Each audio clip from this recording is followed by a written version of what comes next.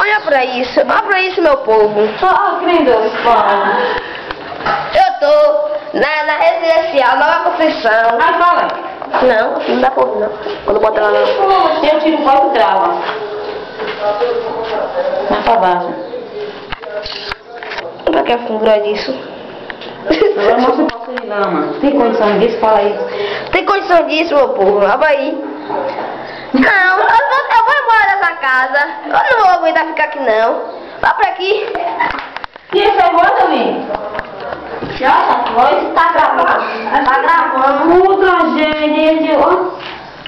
Vá pra aqui. Eu não gosto de ficar. Vá pra aqui. Eu não gosto de ficar aqui com nada, que encheu meu saco.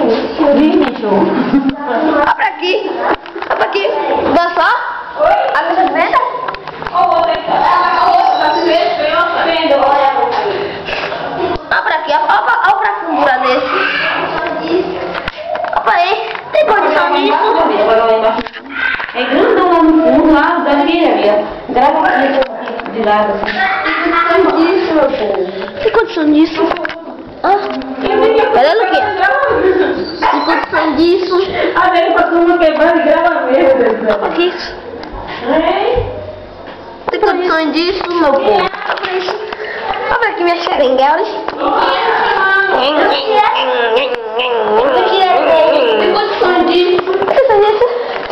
Olha aqui pra essas xeringuelas. Tem condição disso, meu povo? Tem condições, minha mãe. Tem condições.